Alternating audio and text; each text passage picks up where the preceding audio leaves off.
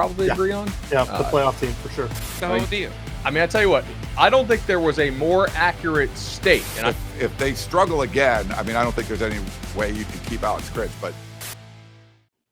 What's going on, y'all? Bud Elliott here. It's another episode of Summer School. That's our college ball preview series on the Cover 3 podcast. Today, I'm talking Oklahoma State. I always go to GoPokes 247. That's my man, McClain Baxley. What's going on, dude? Doing good. Nothing much. Just enjoying summer.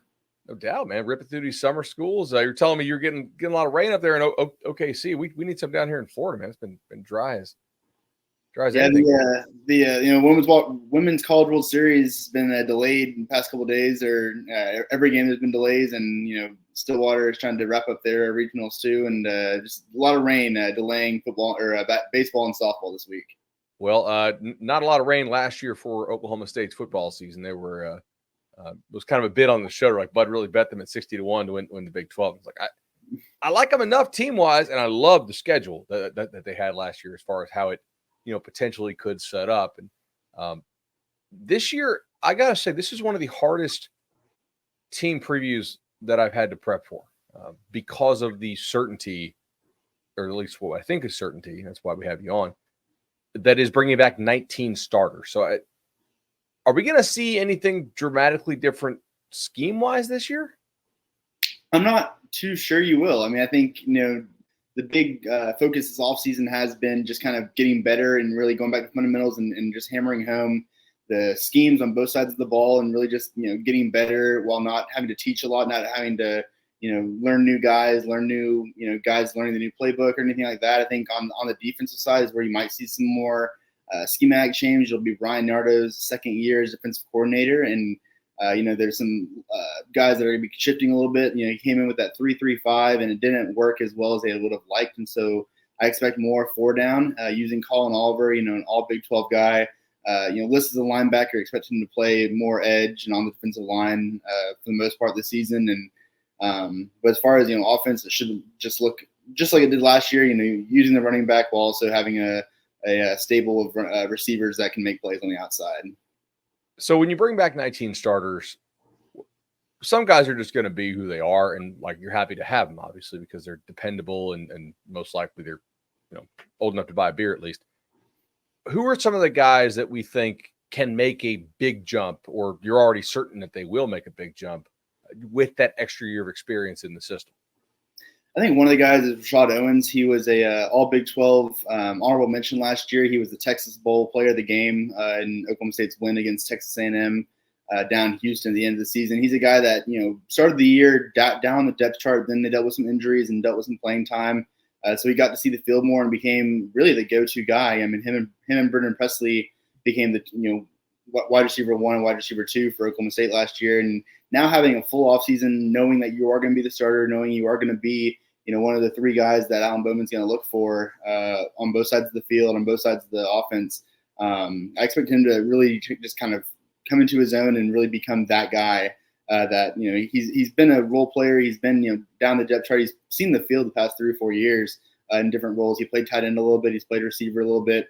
But now I'm excited to see what he does, with a full season of really just having that confidence that you can be that guy. You've shown that you can make big plays, make big catches, and just kind of have a full offseason to grow and develop that way. Let's fast forward here, or perhaps by the time you're listening to this, maybe let's just talk about what's happening this week, technically, because we're recording this in early June. Probably release sometime in July. We're at Big 12 Media Days. Who's the guy that won't get voted first or second team all Big 12 in the preseason that you think may have the possibility to be that guy come the postseason?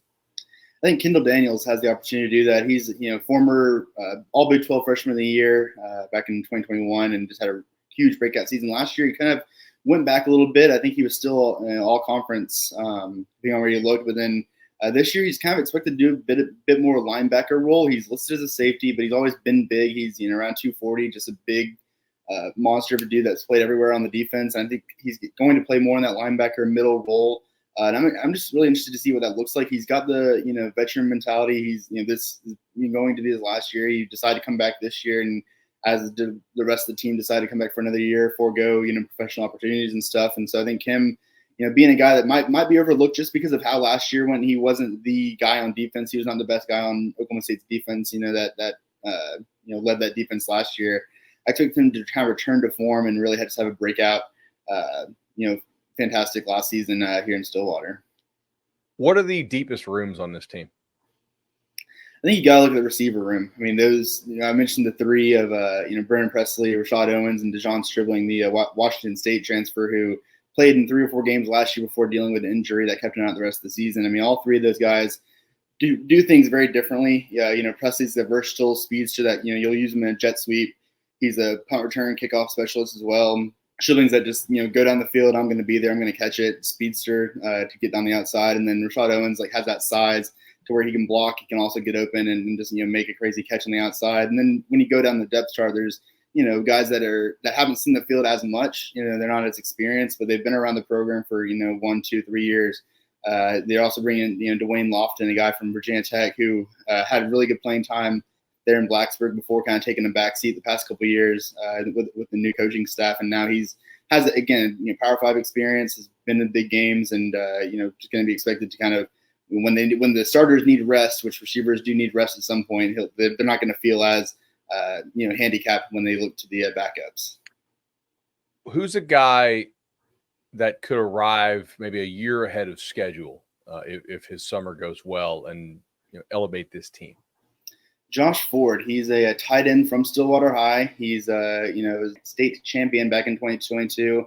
Local kid. He's a earlier enrollee, so he's went through spring training, and he's a guy that guys on both sides of the ball and coaches and everybody he was a guy that was often mentioned as one of the standout freshmen in the weight room and on the field. He's a guy that last year the tight end position was definitely used more of a blocking scheme and really blocking for Ollie Gordon rather than Oscar Delp or Brock Bowers, pass catcher. But they had Josiah Johnson last year, a veteran guy from UMass who came in and had a really good season for the Cowboys, and now he's gone. And so it's going to be between Josh Ford and a couple other guys that are kind of vying for those roles. But I expect him to, whether it's game 1 against South Dakota State or further into the season, I think he's a guy that could definitely spark up and just be a guy that can be used, whether that's on offense or in special teams or whatever they need. He's played defensive end a little bit in high school too, so they need just defensive reps as the season goes on. I mean, he can do a little bit of everything, and I think he's a guy that is definitely impressing early on. So Alan Bowman last year was okay, like maybe better than okay in some games, and not a superstar, but maybe a stabilizing veteran presence. Does the staff think he can take a next step? And if so, where?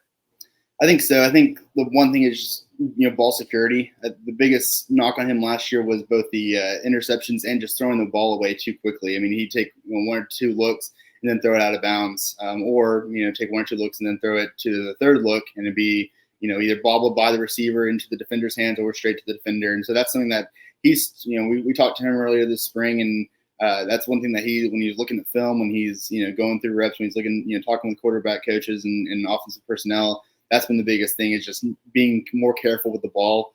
He took 2 years off basically, being a Michigan backup and not really seeing the field, and then to be sprung into being a full-time starter against Iowa State there up in Ames, and really just diving into Big 12 play was difficult and definitely a learning curve.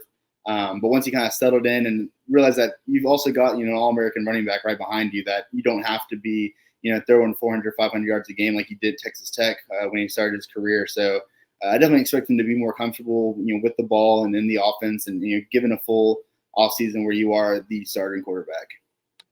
So last year's team, they were 4-1 in single score games. For those of us who watched the West Virginia game, I mean, obviously that did not feel like a multi-score win for most of the, for most of the game. And in fact, weren't they down starting the fourth? Yeah, they were down, and then I think Ollie Gordon scored 3 touchdowns in the fourth quarter to seal the victory and have the press conference feeling a lot better than it would have, 30 minutes before. Exactly. Is this team clearly better than last year's team in your mind? I don't know about clearly. I mean, like you said, last year there was a lot of close games. I mean, if extra field goal here, an extra touchdown there, they're 7-5 instead of 8-4, and it looks very different. So I mean, I don't know if clearly they've got all the same guys back. So I don't know how much you can improve from December 2023 to August 2024. But I mean, I think going through those tough losses against UCF and Texas and even South Alabama earlier in the season.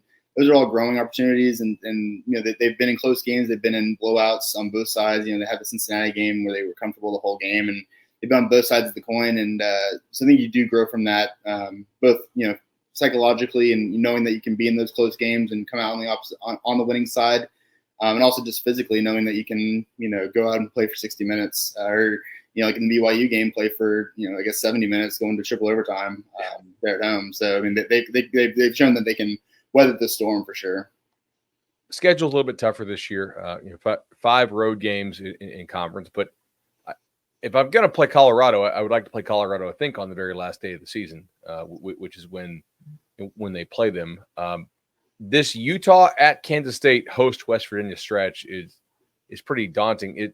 Is there another game on this schedule that you look at and say that's tougher than people outside the program realize? I think South Dakota State is not going to be an easy game. They lost their last season. They hosted South Alabama, who was far worse, I think, than South Dakota State on paper. And South Alabama won 33-7 in Boone Pickens Stadium. South Dakota State's going to be a better team. They're going to be more prepared. They're going to be a higher profile, and it's an FCS game, sure, and it's a game against a team from a team where Oklahoma State does have Big 12 championship and college football playoff aspirations, and you would think you should beat an FCS team at home, but they're a very talented team. They're going to be number 1 in the FCS polls and have several All-Americans, and so I think it's going to be a tough game to really start the season.